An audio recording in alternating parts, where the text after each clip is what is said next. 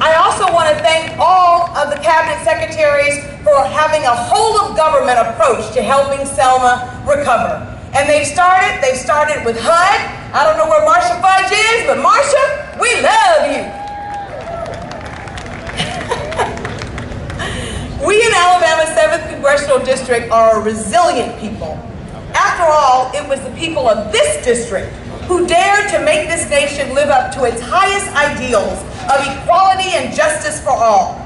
It was their sacrifice of the people of this district, this hometown of mine, that brought us the Civil Rights Act of 1964 and the Voting Rights Act of 1965. I come from great stock. But today we see that the legacy is under attack. Everywhere we look, old battles have become new again as extremists work to erase our history, silence our voices, and roll back our hard-fought freedoms. Nowhere is that more evident than at the ballot box. Never did I think that the cause for which those freedom fighters and those foot soldiers had would become our cause too. 59 years later. They were bludgeoned on a bridge in 1965 for the equal right of all Americans to vote. And the fact that 59 years later it's in peril means that we got work to do. We have work to do.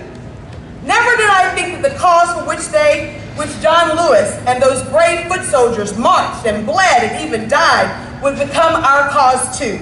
But as we have learned from our foremothers and forefathers, progress is elusive, and it is up to every generation to preserve the progress of the past and to advance it. It was John Lewis who said, "Ours is not the struggle of one day, 1 week, or 1 year. Ours is not the struggle of one judicial appointment or one presidential term.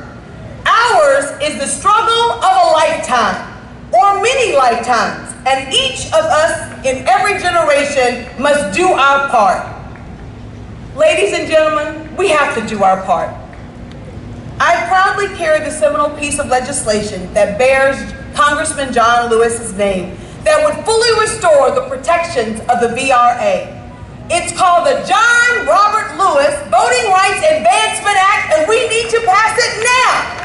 It needs to be signed into law now. When do we need it? We need it now. We all have a role to play. As leaders, we must lead, and as voters, we must vote. I submit to you this. If your vote didn't matter, extremists wouldn't be trying so hard to take it away. Our vote is our voice, and when we vote, we win. And when black people vote, we make a difference. Look at Atlanta, Nakima. Let me say it again. When we vote, we all win. Uplifting underserved communities and black communities is uplifting all of America. So we can make a difference, but we must act. There is no better way to honor the legacy of those whose shoulders we stand on than to exercise the right that they sought for us to secure. In the words of John Lewis, the vote is the most sacred, nonviolent tool in our democracy, and we must use it or we lose it. Today we cross the Evan Pettus Bridge in honor of their legacy, but our march towards the beloved community does not end on the other side. It continues in every vote that's cast, every vote that's counted, and in every voice that is heard. When I close my eyes, I can still remember John Lewis's final words. John, riddled with cancer, came on that bridge 4 months before he passed to walk across that bridge, as he would say, one more time. He gave us the solution and the remedy. If you close your eyes, I think you can almost hear him. He said, never give up, never give in, work as hard as you can, and keep your eyes on the prize. not going to give up. We are not going to give in. And we are not going back. So we're going to pass the John Robert Lewis Voting Rights Advancement Act. I will continue every Congress that I am so proud to be elected. I will continue to make sure that we introduce and we pass the John Robert Lewis Voting Rights Act. All of these Congress people come to Selma, Republicans and Democrats. Don't just come to Selma. Honor John's legacy and the legacies of the foot soldiers and do something about it. We can do it and we can do it together.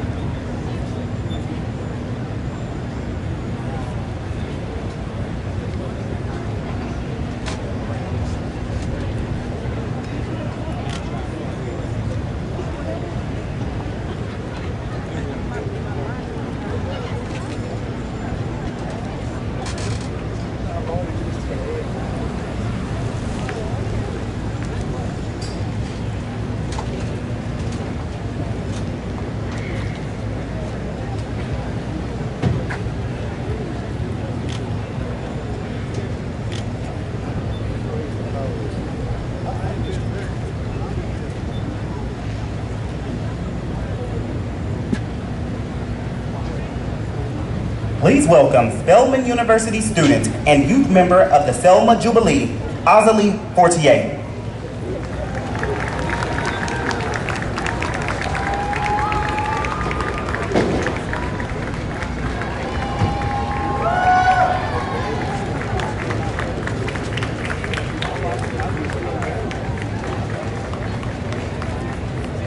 Good evening, everyone. Welcome to the annual Bridge Crossing Jubilee. If you have come a ways to be here, I commend you for your efforts in coming. And if you are from here, I ask you to enjoy the learning experience that is the Jubilee. My name is Azalee Fortier, and I am a 16-year-old first-year English major at Spelman College. And today, I would like to introduce someone incredibly special. This woman is someone who serves as an extraordinary role model. Many young girls, such as myself, have come to adore. She is a woman of many accomplishments and responsibilities. And through the journey of her career, she has exhibited her ability to bring and create change. Vice President Harris continues to lead on addressing the epidemic of gun violence while overseeing the first ever White House of Gun Violence Prevention. Not only this, but she has continued the fight for civil rights by launching the Reproductive Freedom Tour. Her efforts and vision has provided young women like me who aspire to create impactful, long-lasting change, an example of Black excellence. But before I introduce this wondrous woman, allow me to give due credit to those who have made this possible. Ladies, gentlemen, and those in between, you are in the city of Selma. This is a historic place that many change makers have come to during the division of many of the great opportunities we as a country experience today. Leaders like Bernard Lafayette, James Bevel, Amelia Boynton, Marie Foster, Martin Luther King Jr., the foot soldiers, the radical youth, and many others. These leaders and foot soldiers have made strides towards the betterment of the world, and they forever have my gratitude. But please do not mistake a thank you as an adequate show of gratitude. Gratitude requires action. Take advantage of your position. Learn about their efforts. Teach about their efforts. Keep their stories alive. Pave the way for change. Vice President Harris has done this, not only for the people of today, but for the people of tomorrow.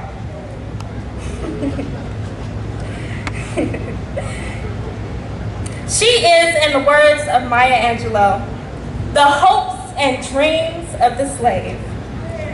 Kamala Harris was the first person of color to be elected into the position of District Attorney of San Francisco. She is the hopes and dreams of the slave. Kamala Harris was the first black woman to become the Attorney General for the state of California. She is the hopes and dreams of the slave. She has held the position of the U.S. Senator. She is the hopes and dreams of the slave. And she has served as a model for young women like me to let us know we are the hopes and the dreams of the slave. Look at where you are and know that we are the products of the hopes and dreams of the slave. Make use of their efforts and suffering. Learn of it. Teach of it. Keep their stories alive. Follow the example of Vice President Harris and take it one step further. Become the hopes and dreams of the slave realized. Ladies, gentlemen, and all those in between, I have the honor to introduce the first woman and the first black woman to be the Vice President of the United States. Give it up for Kamala Harris,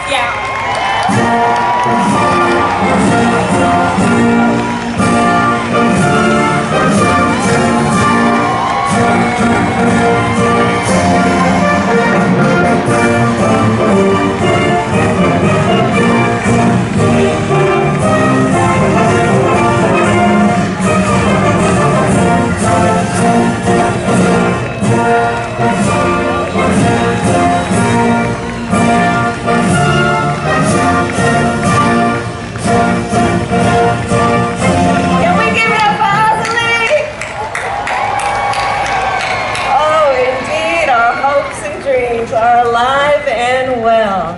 Good afternoon, everyone. Good afternoon. Please have a seat. I'll tell you, when I listen to Azalee, I know the future of our country is bright. So it is so good to be back in Selma, and I want to say on behalf of the second gentleman and me, it is a privilege to be with so many extraordinary leaders, members of Congress, members of our administration, dedicated activists, and dear friends. So before I begin today, I must address the humanitarian crisis in Gaza. What we are seeing every day in Gaza is devastating. We have seen reports of families eating leaves or animal feed, women giving birth to malnourished babies with little or no medical care, and children dying from malnutrition and dehydration. As I have said many times, too many innocent Palestinians have been killed. And just a few days ago, we saw hungry, desperate people approach aid trucks, simply trying to secure food for their families after weeks of nearly no aid reaching northern Gaza. And they were met with gunfire and chaos. Our hearts break for the victims of that horrific tragedy and for all the innocent people in Gaza who are suffering from what is clearly a humanitarian catastrophe. People in Gaza are starving. The conditions are inhumane. And our common humanity compels us to act. As President Joe Biden said on Friday, the United States is committed to urgently get more life-saving assistance to innocent Palestinians in need. Yesterday, the Department of Defense carried out its first airdrop of humanitarian assistance, and the United States will continue these airdrops. And we will work on a new route by sea to deliver aid. And the Israeli government must do more to significantly increase the flow of aid. No excuses. They must open new border crossings. They must not impose any unnecessary restrictions on the delivery of aid. They must ensure humanitarian personnel, sites, and convoys are not targeted. And they must work to restore basic services and promote order in Gaza so more food, water, and fuel can reach those in need.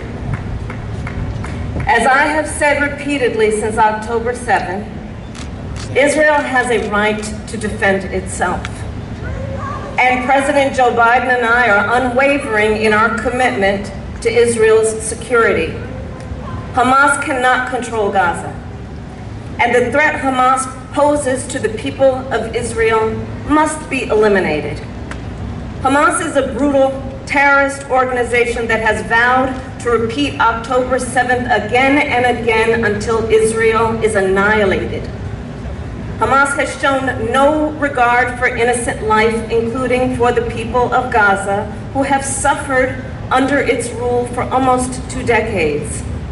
And Hamas still holds dozens of hostages for nearly 150 days now. Innocent men and women, including American citizens, who were brutally taken from their homes and from a concert. I will repeat, the threat of Hamas poses to the people of Israel must be eliminated. And given the immense scale of suffering in Gaza, there must be an immediate ceasefire. For at least the next 6 weeks, which is what is currently on the table. This will get the hostages out and get a significant amount of aid in. This would allow us to build something more enduring, to ensure Israel is secure, and to respect the right of the Palestinian people to dignity, freedom, and self-determination. Hamas claims it wants a ceasefire. Well, there is a deal on the table. And as we have said, Hamas needs to agree to that deal. Let's get a ceasefire. Let's reunite the hostages with their families. And let's provide immediate relief to the people of Gaza. I will now address the occasion for our gathering today on this hallowed ground on the foot of the Edmund Pettus Bridge, where 59 years ago, on a cold Sunday morning, 600 brave souls set out from Selma, hand in hand, shoulder to shoulder. They marched for the freedoms that were theirs by birth and theirs by right.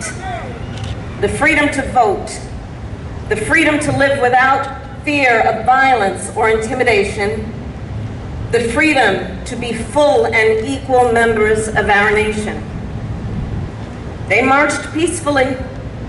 They knew violence against them was inevitable.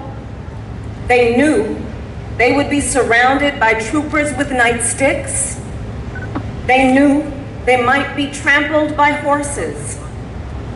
Even so, they marched forward.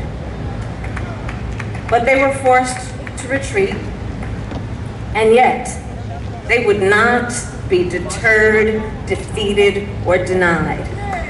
And they returned to this bridge while many were still bound in bandages, because they knew what was on the other side. A promise of a future that was more equal, more just, and more free.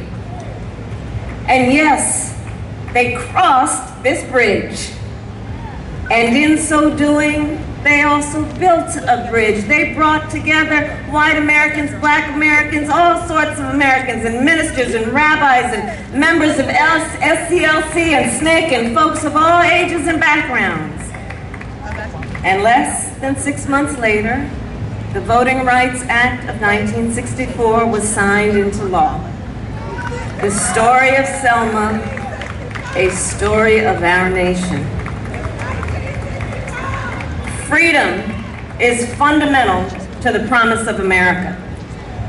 Freedom is not to be given.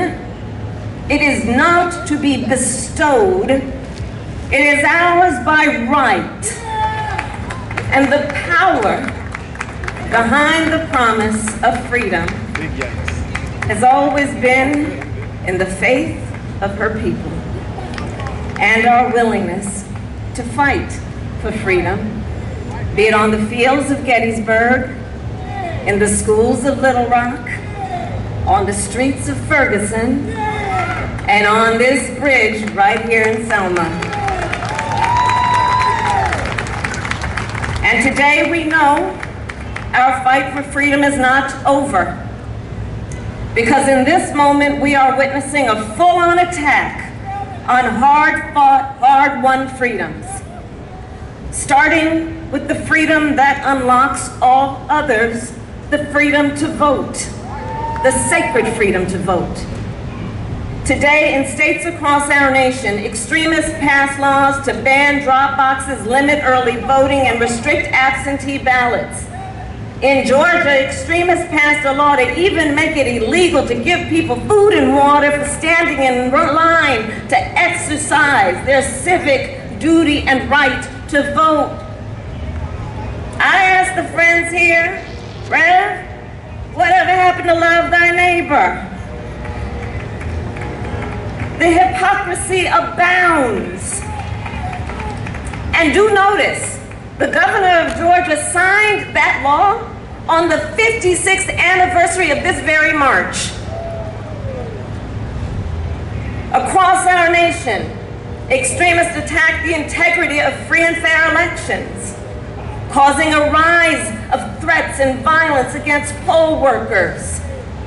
In the face of these assaults on the freedom to vote, and in honor of all those who crossed this bridge, President Biden and I will continue to demand that the United States Congress pass the Freedom to Vote Act and the John Lewis Voting Rights Advancement Act. The fight for freedom. Today in states across our nation, extremists propose and pass laws that attack the freedom of a woman to make decisions about her own body. Laws that would make no exception even for rape or incest. Here in Alabama, they attack the freedom to use IVF treatment. Women and couples denied the ability to fulfill their dream of having a child. And consider the irony. On the one hand, these extremists tell women they do not have the freedom to end an unwanted pregnancy, and on the other hand, These extremists tell women they do not have the freedom to start a family. Let us agree. One does not have to abandon their faith or deeply held beliefs to agree the government should not be telling her what to do with her body.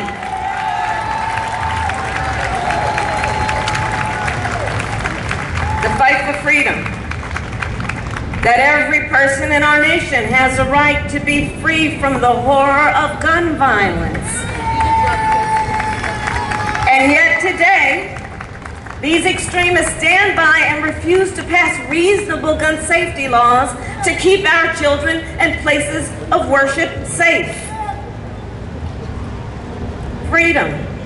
That every person in our nation has a right to be free to love who they love openly and with pride. And yet, just this past year, extremists have passed or proposed hundreds of laws targeting LGBTQ people. Freedom. That every person in our nation has the freedom to learn and acknowledge our country's true and full history. And yet today, extremists pass book bans in this year of our Lord 2024. While they also try to erase, overlook, and rewrite the ugly parts of our past. Fundamental freedoms under assault. The freedom to vote, the freedom from fear, violence, and harm, the freedom to learn, the freedom to control one's own body, and the freedom to just simply be. And understand the profound impact these attacks have on the next generation of our leaders. Just last fall, 15,000 young leaders joined me during my Fight for Our Freedoms college tour. And for them, these attacks on freedom are a lived experience.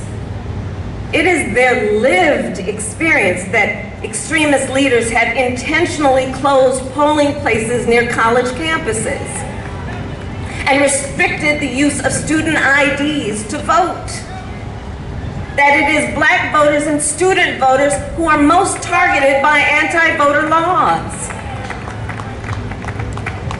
A lived experience that during the height of their reproductive years, the highest court in our land, the Court of Thurgood, and RBG took a constitutional right that had been recognized from the people of America, from the women of America. So that now this generation has fewer rights than their mothers and grandmothers. Their lived experience, that from kindergarten to 12th grade, they have consistently had to endure active shooter drills, while extremists refuse to pass universal background checks, red flag laws, and an assault weapons ban. Our young leaders, well, they are clear-eyed about what's at stake. And in the spirit of a young John Lewis, I know they too will not be deterred, they will not be defeated, and they will not be denied.